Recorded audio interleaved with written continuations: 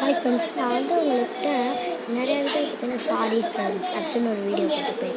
முன்னாள் கருப்ஸ்டரி அப்படின்னு ஒரு வீடியோ இந்த 2 வீடியோ சொல்லியிருப்பேன்.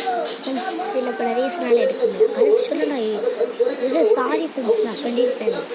ஃப்ரெண்ட்ஸ் நான் இந்த மாதிரி சொல்ல முடியாது. அது ஏன்னு தெரியுமா? அது நிறையா காரணத்துக்காக. ஆனால் நீங்கள் அந்த சாரி ஃப்ரெண்ட்ஸ் வீடியோவை பார்க்கலாம். அது எனக்கு அட்வான்டேஜ். ஏன்னு பார்த்தீங்கன்னா, நீங்கள் பார்க்கல, சரிங்களா? நீங்கள் பார்க்கல அப்படின்னா நீங்கள் நினைப்பீங்க, இப்போ இது கருப்ஸ்டரி போட மாட்டா, அப்போ நம்ம இதுலேயே பார்த்துடலாம், ப்ரைம் வீடியோ இப்போ ரிலீஸ் ஆகிடுச்சு, இப்போ அதிலே பார்த்துடலாம் நீங்கள் நினைக்கலாம். அதனால எனக்கு நிறையா ஆனாலும் எனக்கு நிறையா தடைகள் வந்துகிட்டே தான் இருந்துச்சு. இப்போ தான் ஃப்ரெண்ட்ஸ் நான் ஃப்ரீயாக இருக்கேன். உங்களுக்கு இப்போ நான் கருப்ஸ்டரி சொல்ல போகிறேன். வாங்க வீடியோக்குள்ளே போகலாம். ஒரு அப்பாவும் ஒரு பொண்ணும் அங்கே சோளமேடு போகணும்னு சொல்கிறான். போகிறாங்க. எதுக்கு பார்த்தீங்கன்னா, அந்த பொண்ணுக்கு ஒரு லிவர் கேன்சர் ஏற்பட்டுருக்கு. அவங்க எப்போ ரத்த வாந்தி எடுக்கிறாளோ அப்போ அவங்க செத்துருவாங்க.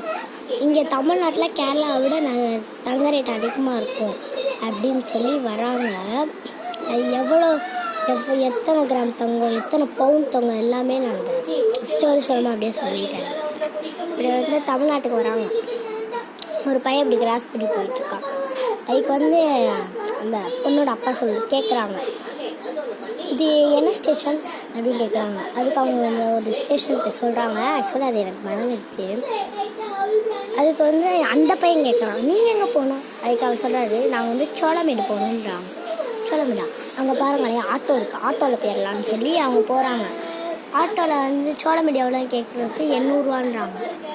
800 ரூபாவா அப்படின்னு அந்த கேட்கும்போது ஆட்டோக்காரர் திருடங்களை பார்த்துட்டு அப்படியே போயிடுறாங்க. போனோடனே அவங்க நகையை திருடி போயிடுறாங்க. பையில் வச்சுருப்பாங்க.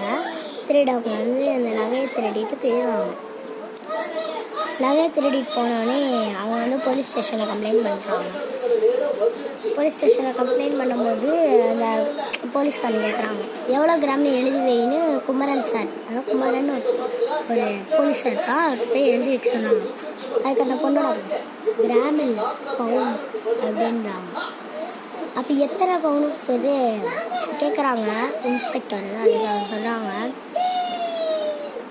60 பவுன் அப்படின்னு சொல்கிறாங்க. அடுத்து கொஞ்ச நாளில் நகையும் கிடச்சிது. அவங்க நகை கிடச்ச உடனே, சரி நான் எங்கள் நகையை கொண்டு போகிறேன் அப்படின்னு அவங்க கேட்கும்போது, அதுக்கு அந்த குமரன் சார் சொல்கிறாங்க, நகையெல்லாம் இங்கெல்லாம் கிடைக்காது. அதுக்கு ஏன் நான் இதுக்கு இங்கே கிடைக்காது, நீங்கள் எங்கே வேணாலும் கோர்ட்டில் தான் போய் வாங்கணும். எதுக்கு நான் கோர்ட்டில் வாங்கணும்? அப்போ சொல்கிறாரு, நீங்கள் இன்றைக்கி நகையை வாங்கிட்டு போய் நாளைக்கு நீங்கள் நகையை வாங்கணும்னு சொன்னீங்கன்னா அது அப்படின்னாங்க. நாங்கள் அப்படி சொல்ல மாட்டோம். இல்லை, நான் அதுக்கு நீங்கள் ஒரு நல்ல லாயராக பிடிக்கும், நானே ஒரு லாயர் தரேன்னு ஒரு காலில் ஒரு லாயரோட கால் தராங்க. அப்போ அந்த டேரக்டர் பேர் அப்படியே வருது. அவங்க அந்த லாயர் பேர் பேபி கண்ணன்ட்ட போய் கேட்குறாங்க. நிறையா அவங்க அலைய விட்டுட்டே இருக்காங்க. இப்போது அலைய விட்டுட்டு கடைசி ஒரு நாள் நகை ஜட்ஜு கிட்ட வரும்போது அவர் ஏதோ வேலையாக போகும்போது கத்துனா இந்த பேபி கண்ணன் ஒருத்தங்க இருக்காங்க, அவனுக்கு பிடிக்கலை. சப்புன்னு ஒரு அறையை விட்டு, இனிமேல் நீ யார்கிட்ட இந்த நகையை வாங்க அப்படின்னு பார்க்குறாரு. சொன்னவனே அவர் போய் மரத்தடியில் உட்காடுறாரு. பக்கத்தில் இன்னொருத்தர் இருப்பார். அது யார் பார்த்தீங்கன்னா, 30 வருஷத்துக்கு முன்னாடி அவரும் 18 வயசு இருக்கும். 30 வருஷத்துக்கு முன்னாடி அவர் ஒரு கேஸ் நடத்த வந்திருப்பார். அது அவருக்கு வேலை செய்யணும்னு சொல்லி அவரை எல்லாருமே பேய்னு கூப்பிடுவாங்க.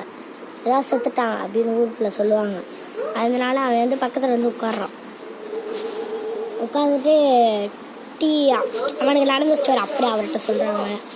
நான் 18 வருஷம் முன்னாடி இங்கே கேஸ் நடத்த வந்தேன் அப்படின்னு சொல்லிட்டு அவனும் டீ கொடுக்குறான். அவன் குடிங்க அப்படின்னு சொல்லிட்டு போயிடுறான். அப்போ மணி அடிக்குது. என்னடான்னு பார்க்குறாங்க, கருப்புசாமி கோயிலேருந்து மணி அடிக்குது. அதை பார்த்து அதுக்கு முன்னாடியே அந்த பொண்ணும் அப்பாவும் இந்த கோர்ட்டுக்கு வருவாங்க பார்த்தீங்களா, அப்போ ஒரு பூசாரன்னு சொன்னாங்க, உங்களுக்கு என்ன பிரச்சனை நடந்தாலும் இந்த சாமிகிட்ட மனசார மிளகா அரைச்சா இது கோர்ட்டால் தீர்க்க முடியாத பிரச்சனையை கூட இந்த சாமி தீர்த்துருவோம் அப்படின்னு சொல்லியிருப்பாங்க. அதான் ஒரு ஞாபகம் வருது. அதனால போய் மிளகா அரைக்கிறாங்க. மிளகா அரைச்சி கருசாமி மேலே பூசுகிறாங்க. அப்போ அவங்க எல்லாத்துக்கும் பிடிச்சி காட்டுவாங்க. நாங்கள் அழுது அந்த பாட்டு வரும். ஆனால் அந்த பாட்டை டெலீட் பண்ணியிருப்பாங்க. ஏன் அது அந்த பாட்டு முடிஞ்ச அப்புறம் அப்படியே வில்ல விட்டு கருப்புசாமி யாராது பேபி கண்ணனோட அடியால் எல்லாத்தையுமே சண்டை போட்டு கடைசியாக பேபி கண்ணன்ட்ட வராது. பேபி கண்ணன் வரும்போது பேபி கண்ணன் தப்பானனால ஒரு வேளை அப்படியே தலைகீழ தொங்கி அப்படியே தீக்குள்ளே இறக்க பார்க்குறாரு. இறக்கும் போது சொல்லுவார், நீதி மேலே நம்பிக்கை இருக்கிறார். அதாவது ஏதோ ஒன்று சொல்லுவார், நீதிக்கான கடவுளே நீதி தவறலாமா அப்படின்னு கேட்பான். அதுக்கு வந்து கருத்துன்னு சொல்லுவார். அது அது சொல்லியிருப்பார். நான் சொல்கிற மாதிரி தான் எங்கள் கோர்ட் ப்ரொசீஜரே. நீங்கள் தானே நீதிக்கான சாமி, வாங்க என் கோர்ட்டுக்கு வாங்க. நேர்மையாக அந்த பொண்ணுக்கு வந்து இந்த நகையை வாங்கி கொடுவாரு. ஏன் அவன் வந்து நேர்மையான்னு சொல்லியிருப்பானா, காசு வாங்கி தான் எல்லா பிரச்சனையும் ஒரே நாளில் முடிக்க முடியும்னு சாமிகிட்ட சொல்லியிருப்பான். அதனால தான் சாமி அப்படி அந்த தீக்குள்ளே இறக்க பார்ப்பாரு. அதுக்கு தான் அதை சொல்கிறேன், நேர்மையான காசு கொடுக்காம வாங்கி கொடுங்க அப்படின்னு சொல்கிறோம். அதுக்கு வந்து சாமி சொல்கிறார், வரேன் உன் கோர்ட்டுக்கு வரேன், உன் கோர்ட் ப்ரொசீஜரை மாற்றுற நாள் உன்னோட கடைசி நாள் அப்படி சொல்லிட்டு வராரு. வரும்போது அந்த பொண்ணு அப்போ வேற லாயரை பார்த்து வச்சுருப்பாரு. அப்போ பார்த்து வச்சுக்கும்போது தான் இப்போ யாருப்பா நம்புறது அப்படின்னு அந்த பொண்ணு கேட்கும்போது பின்னாடி எடுத்தவங்க, அதான் நம்ம சாமி தான் லாயர் தேசத்தில் என்ன நம்புறீங்களா அப்படி கேட்டோடனே அவங்க பின்னாடி போயிட்டாங்க. இனிமேல் அந்த பொண்ணுக்கு வந்து அந்த கருப்புசாமி தான் லாயர். சரிங்களா? அப்போ தான் ஆர்ஜே பாலாஜி இப்படி வர பேபி கண்ணன் இப்படி வராங்க. அதுக்கு வந்து வாக்கரிப்பு நான் சொன்ன மாதிரி வந்துட்டேன் அப்படின்னு சொல்லிட்டு போகிறாங்க. கோர்ட்டுக்குள்ளே போகும்போது பார்த்தீங்கன்னா அவருக்கு வந்து லாயெல்லாம் எப்படி பண்ணுறது தெரியாது. அதனால் பக்கத்தில் ஒரு அக்கா மாதிரி ஒரு பொண்ணு வராங்க. அந்த கேரக்டர் பேர் செல்வி. அவங்க வந்து வாங்க தம்பி என் கூட வாங்க அப்படின்னு சொல்லும்போது மண்ணிலே ஈரம் உண்டு அந்த பாட்டு வரும். அடுத்து அவரோட அந்த சைனி பெட்டிஷன் இருக்குது பார்த்தீங்களா, அதை போய் அவங்ககிட்ட கொடுக்கும்போது அதுக்கு சொல்கிறாங்க, நாளைக்கு வர சொல்லு புது வேலை நாளைக்கு வர சொல்லுன்றாங்க. அதுக்கு அந்த செல்வி சொல்கிறாங்க, என் தம்பி சார் மண்ணிலே ஈரம் ஒன்றுன்னு பாட்டு வரும். அடுத்து வந்து 4 பேர் அதில் அந்த கேஸுக்கு வந்து பெட்டிஷன் வாங்கியிருப்பாங்க. அதனால அதுக்கு ஜட்ஜஸ் சொல்கிறாங்க, 4 பெட்டிஷன் ஒரு பெட்டிஷன் தான் நாளைக்கு வரும் அப்படின்னு சொல்லி அவரை வந்து வெளியே போயிடுறாரு ஜட்ஜு. அப்போ தான் நம்மளோட ஹீரோ த்ரிஷாட்ட வந்து நம்ம ஹீரோ பேசுகிறாரு, அவங்க 3 பேர்த்து எங்கே போனால் பார்க்க முடியும் அப்படின்னு த்ரிஷாட்ட கேட்கும்போது த்ரிஷா சொல்கிறாங்க சேம்பரில் அப்படின்னு சொல்லி த்ரிஷா வந்து கருப்புசாமியை கூட்டிகிட்டு போகிறாங்க. போய் அந்த 3 தடவை கிழிச்சு வெளியே வரும்போது சொல்கிறாங்க, அதாவது ஆக்சுவலி அவங்க வந்து த்ரிஷாட்ட சொல்லியிருப்பாங்களே அதான் கடவுள். அதனால் அந்த பேபி கண்ணன் சொன்னாங்க, நீங்கள் உள்ளே என்ன பண்ணீங்க, பவரை யூஸ் பண்ணியிருக்கீங்க, நீங்கள் பவர் இனிமேல் யூஸ் பண்ணக்கூடாது, சத்தியம் பண்ணுங்க. நீங்கள் யார்கிட்டையும் சொல்லக்கூடாது, நான் யார்கிட்டையுமே சொல்லலையே, சத்தியம் பண்ணுங்க பவர் யூஸ் பண்ண மாட்டேன்னு. எதுக்காக அது பவர் யூஸ் பண்ணக்கூடாதுன்னு அதை சொல்லியிருப்பாங்க. நான் சாதாரண மனுஷன், நீங்கள் கடவுள் பவர் யூஸ் பண்ணுவீங்க, சாதாரண மனுஷன் என்ன பண்ணுவான், சத்தியம் பண்ணுங்க. நேர்மையானா பவர் யூஸ் பண்ணக்கூடாது அப்படின்னு சொல்லியிருக்கான். அதனால் சத்தியம் பண்ண கடவுள் சத்தியம் பண்ணியிருக்க மாட்டார், அவனாக கடவுளோட கையை பிடிச்சி சத்தியம் பண்ண வச்சுருப்பான். சத்தியம் பண்ணவொடனே அவரும் பவரே யூஸ் பண்ணியிருக்க மாட்டார். நிறையா நாள் பிரச்சனை நடக்குது. ஒரு நாள் வந்து அந்த பொண்ணை வந்து ஜட்ஜி கேட்குறாரு, அவள் வந்து இந்த சைடு ஹாஸ்டன் வரைய இந்த கேர்ள்ஸ் போடுவாங்கள்ல அந்த மாதிரி போட்டு அது இருக்கா ஜட்ஜ் பொண்ணே கேட்குறாங்க. அது வந்து அந்த பொண்ணு வந்து ஜட்ஜை திட்டிடுறா. அதுக்கு வந்து கோர்ட்டை வந்து அவமானப்படுத்தினதுனால அவளை வந்து ஒரு நாள் ஃபுல்லாக சிறைச்சாலை வைக்கணும்னு கோர்ட்டை வந்து சொல்கிறாங்க. அவள் வந்து ஒரு நாள் ஃபுல்லாக சிறைச்சாலை ரத்தம் வந்து எடுத்துகிட்டு அதை வந்து அந்த கட்சன் பார்த்து ஹாஸ்பிட்டல் கூட்டிகிட்டு போகிறாங்க. அதுக்கு அடுத்த நாளே நகை வந்து கிடச்சிது.